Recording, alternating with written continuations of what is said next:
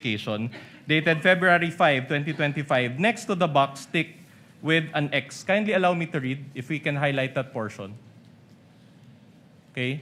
It says here, and you can read with me, insufficient for the conduct of preliminary investigation and must first be referred for case build-up. So in Filipino, this is my question, I'll do it in Filipino. So in other words, nakulangan yung DOJ, correct? For purposes, Your Honor, of satisfying the elements, the required quantum of evidence, the DOJ required us to attach the affidavits and other documents like the TSN, sir. Thank you. And the DOJ itself mentioned this, correct? Or said this, correct? Based on the certification.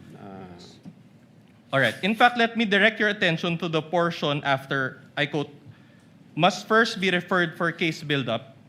Can we flash that also on the screen? And allow me to read. The complaint/referral does not contain all the necessary evidence to prove the essential elements of the crime. Therefore, it is recommended that the same be first referred for case build-up. Okay? Now, let me get this straight. I'll summarize first and then I'll ask the question. So the subject incident happened on November 23, 2024, and the NBI conducted fact-finding investigation, as you said. You subpoenaed individuals, conducted interviews, gathered evidence, among others, as you said also, and the NBI spent over 2 months or until January 30, 2025 for this process. Is this a fair summation of what we had just discussed? I don't think so, Your Honor. Mm-hmm. You don't agree. And yet, when the NBI transmitted the case to the DOJ on January 30, 2025, the DOJ found it to be insufficient for the conduct of preliminary investigation. Objection, Your Honor. Continuing objection as to this series of questions as to the prior affidavit investigation, which was corrected in a February 10, 2025. Continuing objection, Your Honor. The continuing objection is noted. Same ruling by the court. Witness may answer. Yes, Your Honor. The fact that the Department of Justice issued another certification. That would be enough. I assume Kindly let the witness finish. We will counsel. comply, Your Honor. The fact that the Department of Justice issued another certification on February 14, 2025, and it states here that the referral is sufficient for conduct of preliminary investigation and that it contains all the necessary evidence to prove the essential elements of the crime and should be docketed for preliminary With the investigation. permission of the parties, Attorney Latok, that's the second certification. Yes You're po, speaking Your of. Honor. The second certification. Counsel for the respondent. Yeah, we please. will go to that. In other words, based on this certification, the DOJ did not affirm the NBI's recommendation, correct? No, part of the process of evaluation and case build-up, the DOJ require us to comply with the requirements na hinihingi nila, gaya ng mag-attach kayo ng affidavit, mag-attach kayo ng TSN, pero wala hong sinabi ang DOJ doon na hindi substantial yung aming affidavit. Ang require lang ho nila, mag-attach kayo ng yun nga, yung affidavit na na-record yung video, at then yung TSN, sir. Well, according to you, but we just Oh, read no, you're that it was argumentative. insufficient. Objection, argumentative. Argumentative, asked and answered. Move on, counsel. Okay, that's interesting because there was a 2025 impeachment complaint filed against VP Sara also on February 5, 2025. If you know. Again, Your Honor, what? The date is important because there was also a February 5, an impeachment complaint filed against VP Sara also on February 5, 2025. Correct? Hindi ako familiar. You're not familiar. That's okay.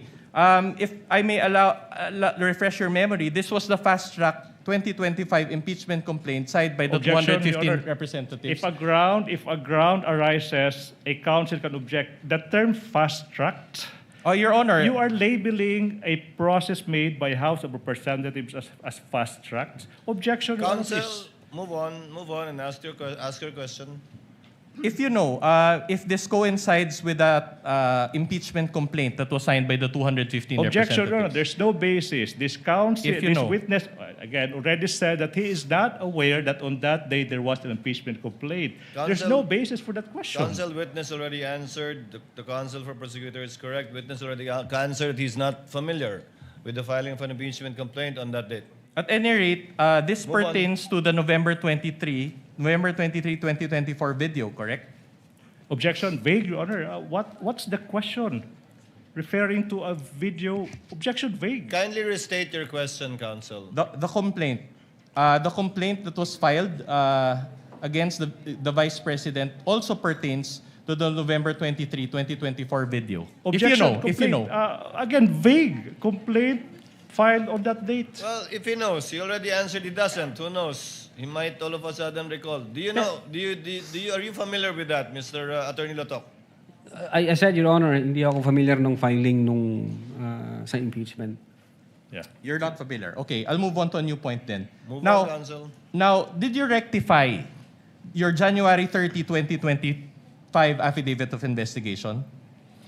January 30. January 30, 2025 affidavit of investigation. In short, the first affidavit of investigation. We complied with You the complied. requirements of the Department of Justice. All right. Did anybody ask you to rectify? What do you mean, sir? Microphone. Use the microphone. What do you mean? Did you receive any directive from anybody to rectify that affidavit of investigation? Objection, argumentative. The question was asked. He said we complied, and then he's now asking the I'm same asking question. who? I'm asking if there is another person who directed you to satisfy the requirement. will Overruled. withdraw, I will Witness withdraw. will answer. Witness is an intelligent witness. Aside from the fact that he's a lawyer, Your Honor, when we received the certification dated 05, February 2025, ito ho yung kinumply namin. All right. And you added affidavits executed by your agents, correct? To your revised affidavit of investigation, correct? No, we didn't revise the affidavit of investigation. We just produced the affidavits of the fact that the video was recorded and there was TSN. Yun ho yung in-attach namin sa affidavit of investigation. So you are denying that you produce a revised affidavit of investigation?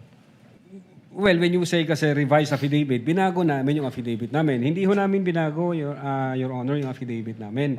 Nag-require ho ang Department of Justice, kulang kayo ng affidavit as to the fact na nirecord nyo yung video, kulang kayo doon sa affidavit kung sino nag-execute ng TSN, etc. But not the substance ng affidavit, Your Honor. All right. I'll go back to the point later, but let me highlight one very important observation. Okay, your January 30, 2025 affidavit of investigation included a transmittal letter, as you said, as well as an investigation data form or IDF, correct? Wala akong kopya dito, sir. You don't have a copy. Okay. In fact, let's show that IDF. Page 12, this is page 12 of Annex G9, for the benefit of this honorable court as well. Okay, this is an investigation data form. You're very familiar with this document because you're an investigator, correct? Now, this was... kindly wait for the witness to answer. He Are you nodded his familiar? head. Yeah, investigation data form, sir. Okay. Opo, Your Honor. All right, so in other words, the IDF serves like a cover letter for your affidavit of investigation, correct? Yes, sir. Okay. And the transmittal letter, along with this IDF, was received by the DOJ, correct? Yeah, I believe so, sir. All right. Now, my question is this. Was the investigation data form also received by the DOJ? I don't have personal knowledge. You yan don't have... kung nasa ng- but you were the one who caused the filing of the affidavit No, I- attached to this I- affidavit of investigation data I form, instructed correct? the agent on case as well as the executive officer na pagkumpleto na, pwede ninyo nang i-file yan sa Department of Justice for purposes of evaluation and case build-up if warranted, sir. Okay. Upon perusal of this investigation data form, there is a stamp received in the upper left portion of this data investigation form. And I'd like to note, Your Honor, and for the benefit of the court, can I ask my co-counsel also to distribute among the senator judges a printed copy so that they can peruse this document better, as well as the witness, so he can confront. There is a stamp Department of Justice received, but it appears that it was initially stamped February 2, 2025, but there is a marking, a manual marking that converted it to January 30. And there is also a word there, JAN. So January 30 ang lumabas, no? Okay. My question to you is this.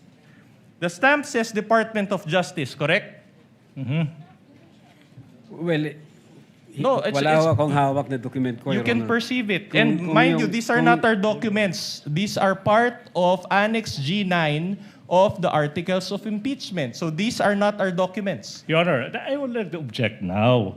The witness already said that he is not aware as to the actual filing because he only asked his agent on case to investigate. And then now the witness is now being propounded to question as to what appears on the stamp as to the time or date of receipt by the DOJ. So the witness said he is not competent to answer that. Your Honor, please. Oh, wait, I'm not done. That's the first one. Your Honor, please.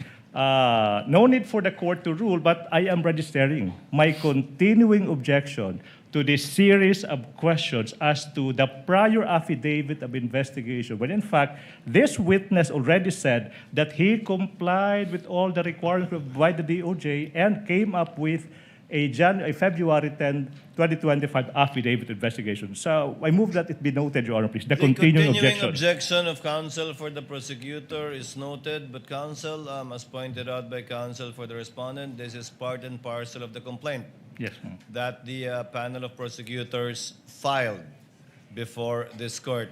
If the witness knows, he may answer. So the question is, the stamp says Department of Justice, correct? It's a very basic question. Again, I don't know, Your Honor. No, based on this document, Argumentative, Your Honor. the only question is, it says Department of Justice, correct?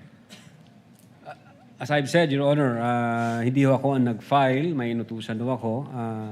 Do you see it in the screen Oh, and do you Your see Honor, it in the the hard witness- copy? Counsel asked and answered, move on. That's Okay. the response of the witness. So will you agree that considering that this was supposed to be received by the DOJ, it is only the DOJ that has the authority to change the date? Again, you asked the DOJ, sir. Wala ho akong Exactly. idea dyan. All right. Counsel for the prosecution, kindly avoid. All right, but side this remarks. is not from the DOJ. This is your copy. This is a receiving copy. So when you receive back your receiving copy, you did not bother checking this portion? Your Honor, hindi ako personally nag-receive niyan. But this is your affidavit of investigation. Objection argumentative, Your Honor. Asked and answered. Asked and answered, move on, counsel. All right. on. My question to you now is this. The discrepancy is not 1 day or 2 days. The discrepancy is from Feb 12 to January 30, so it is a substantial discrepancy. My question to you is this. Who changed this Objection. date?